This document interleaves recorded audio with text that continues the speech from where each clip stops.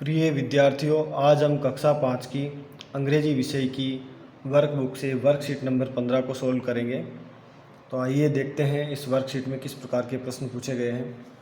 सर्वप्रथम हम यहाँ पर कुछ पिक्चर देख रहे हैं और हमें निर्देश दिया गया है नंबर 1 पर, read the following sequence of Gargis thoughts and circle note in the poster.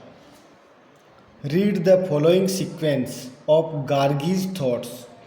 Gargi एक लड़की है जो यहाँ पर पिक्चर के अंदर दिखाई दे रही है। गार्गी के जो थॉट्स हैं, उसके जो विचार हैं, उनमें नॉट वर्ड जहाँ पर यूज हुआ है उसको हमें सर्कल करना है। Read the following sequence of Gargis thoughts and circle not in the poster. तो हम इसके थॉट्स को पढ़ेंगे जो यहाँ पर लिखे गए हैं। पहली पिक्चर में देखेंगे, Gargi is not ready yet, her school bag is not in its place. Gargi is not ready, यहाँ पर नोट आया है, इसको सर्कल करेंगे। Her school bag is not in its place, यहाँ पर भी नोट आया है, इसको भी हम सर्कल करेंगे। Gargi is not ready yet, Gargi अभी तैयार नहीं है। Her school bag is not in its place, उसका जो स्कूल बैग है वो उसकी जगह पर नहीं है, यानी कहीं इधर उधर रखने में आ गया था। Is it on the chair, क्या ये चेयर के ऊपर है?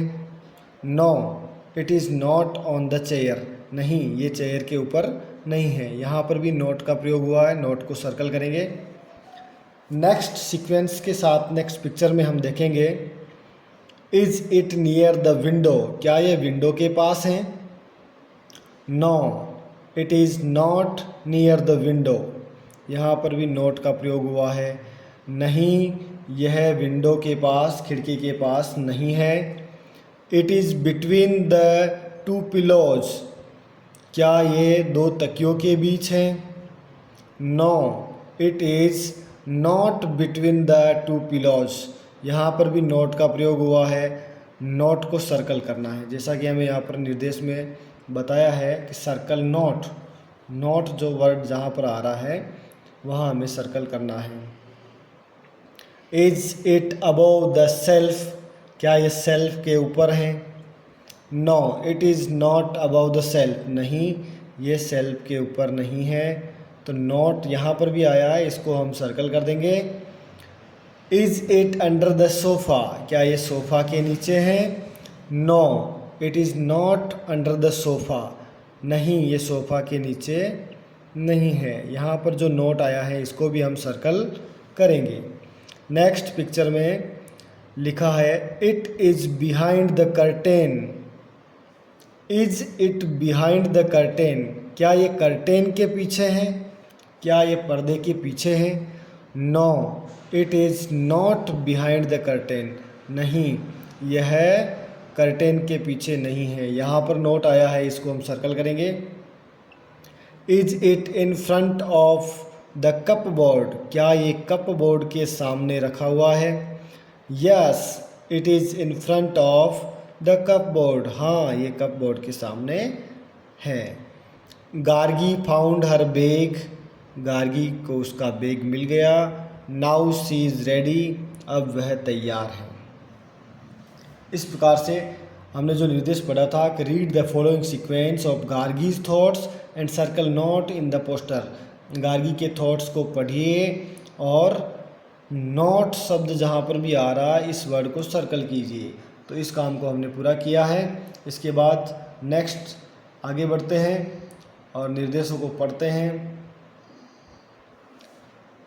Look at the poster carefully and answer the following questions.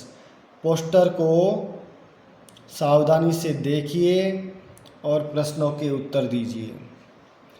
पहला प्रश्न है, इज गार्गी रेडी, क्या गार्गी तैयार है?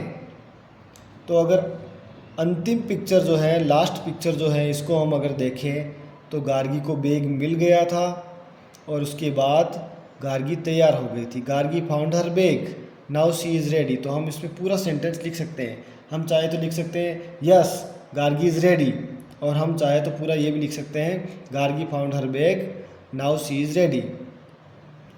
Yes Gargi is ready. She found her bag, she found her bag. Question number 2, is the bag on the chair, क्या bag chair के ऊपर रखा था? नहीं, बैग चेयर के ऊपर नहीं मिला, बैग कप बोर्ड के सामने मिला, तो हम लिखेंगे नो।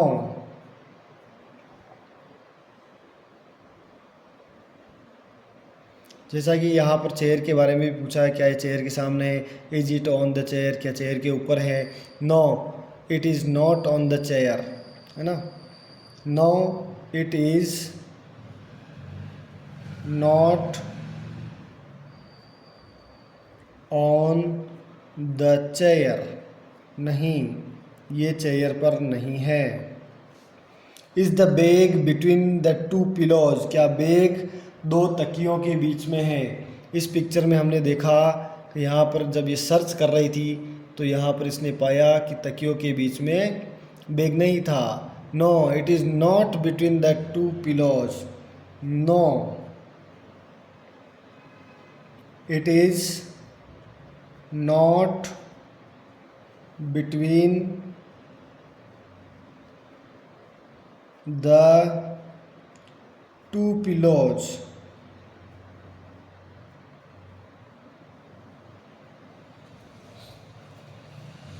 इस प्रकार से हमने ये तीनों प्रश्न जो है उनको सोल्व किया है, इनके आंसर लिख लिए हैं। इसके बाद में हम नेक्स्ट आगे बढ़ते हैं और निर्देश को पढ़ते हैं।